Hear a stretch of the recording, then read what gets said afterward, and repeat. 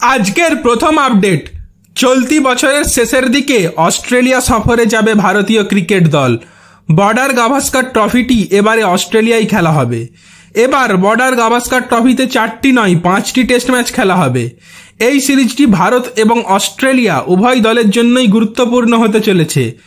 এর কারণ হলো ভারত এবং অস্ট্রেলিয়া উভয়ই আইসিসি বিশ্ব টেস্ট চ্যাম্পিয়নশিপ 2023 থেকে 2025-এর ফাইনালে উঠতে যে কোনো মূল্যে এই সিরিজের যতগুলি সম্ভব টেস্ট ম্যাচ জিততে চাইবে।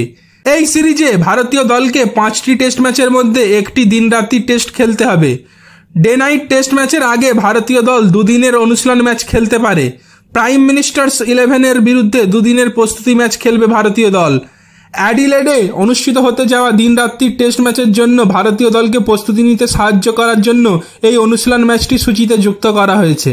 এর পরের আপডেট হলো শ্রীলঙ্কা সফর শেষ হওয়ার পর ভারতীয় ক্রিকেট দল এখন দীর্ঘ বিশ্রামে। টি-20 বিশ্বকাপ জয়ের পর শ্রীলঙ্কা সফর ছিল ভারতের প্রথম আন্তর্জাতিক সফর।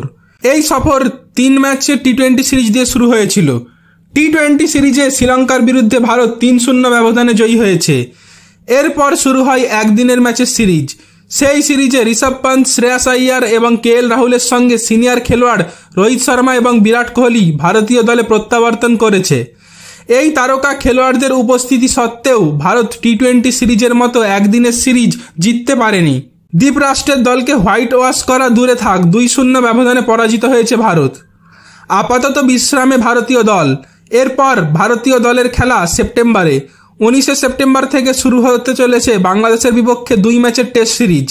সেই সিরিজ দিয়েই ভারতীয় দল আবার সিরিজের দুনিয়ায় ফিরবে। ভারত এবং বাংলাদেশের মধ্যে প্রথম টেস্ট হবে চেন্নাইয়ে 27 সেপ্টেম্বর থেকে। দ্বিতীয় টেস্ট হবে 1 অক্টোবর কানপুরে। এই টেস্ট সিরিজের পর শ্রীলঙ্কার বিরুদ্ধে 3টি টি-20 ম্যাচ খেলবে ভারত। বাংলাদেশ সিরিজের পর নিউজিল্যান্ড 24 অক্টোবর থেকে 8 নভেম্বর পর্যন্ত চলা 3 ম্যাচের টেস্ট সিরিজের জন্য ভারতে আসবে। টেস্ট সিরিজের পরে ভারত 4 ম্যাচের টি-20 সিরিজের জন্য দক্ষিণ আফ্রিকায় যাবে। দক্ষিণ আফ্রিকা সফর চলবে 8 থেকে 15 নভেম্বর পর্যন্ত। ভারত 2024 সালের শেষ সিরিজ খেলবে অস্ট্রেলিয়ার বিরুদ্ধে। 5 ম্যাচের এই টেস্ট সিরিজ 22 নভেম্বর থেকে শুরু হবে, চলবে 7 জানুয়ারি পর্যন্ত। এরপরে রিঙ্কু সিংকে নিয়ে কথা বলবো।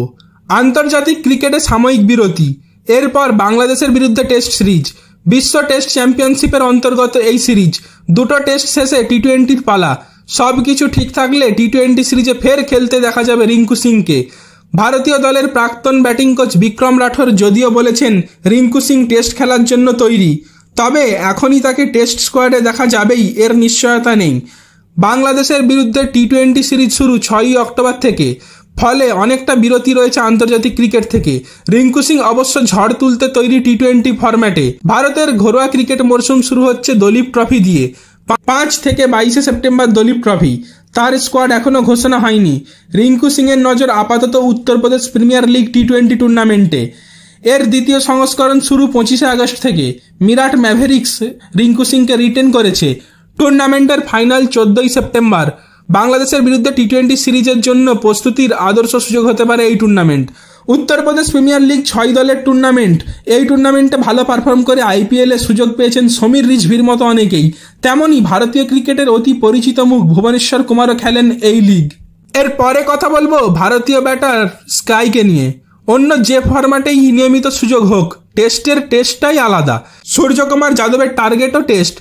এর আগে টেস্ট স্কোয়াডে সুযোগ পেয়েছেন, কিন্তু জায়গা পাকা করতে পারেননি। ক্যারিয়ারে মাত্র একটি টেস্ট খেলেছেন। টেস্ট ক্রিকেটে প্রত্যাবর্তনের লক্ষ্যে এবার ঘরোয়া ক্রিকেটে লাল বলে নেমে পড়েছেন স্কাই। ভারতীয় টি-20 দলের অধিনায়ক সূর্যকুমার যাদব ঘরোয়া ক্রিকেটে ঐতিহ্যবাহী বুচিবাবু টুর্নামেন্টে মুম্বাইয়ের হয়ে খেলবেন। তবে দলের অধিনায়কত্ব তিনি করবেন না। তিনি এই বিষয়টি নিয়ে নির্বাচকদের সঙ্গে কথা বলেছেন। তাদেরকে অনুরোধ করেছেন যাতে দলের অধিনায়ক হিসেবে কিপার ব্যাটার সরফরাজ খানকেই রাখা হয়। বুচিবাবুর জন্য ইতিমধ্যেই 17 সদস্যের মুম্বাই দল ঘোষণা করা হয়েছে। সরফরাজ খানের নেতৃত্বে এই ঘরোয়া টুর্নামেন্টে মুম্বাই তাদের অভিযান শুরু করছে 15 আগস্ট থেকে। এই বিষয়ে বলতে গিয়ে সূর্যকুমার জানিয়েছেন, আমি বুচিবাবু টুর্নামেন্টে খেলেছি, কারণ এখানে খেললে তা আমার জন্য খুব ভালো অনুশীলন হবে। আমি 25 তারিখে মুম্বাই দলের সঙ্গে যোগ দেব। মুম্বাইয়ের হয়ে খেলতে আমি সবসময় ফিরি। মুম্বাইয়ের ক্লাব দলের জন্যও চিত্রটা এক। মুম্বাই ক্রিকেট অ্যাসোসিয়েশনের এক কর্তা জানিয়েছেন, সূর্য আমাদেরকে জানিয়েছে যে বুচিবাবু টুর্নামেন্টে ও মুম্বাইয়ের হয়ে খেলতে রাজি। মুম্বাইয়ের যে স্কোয়াড তাতে ওর নাম নথিভুক্ত করব। সূর্য যখন ফ্রি থেকেছে তখনই ও আমাদের হয়ে ঘরোয়া টুর্নামেন্ট খেলেছে।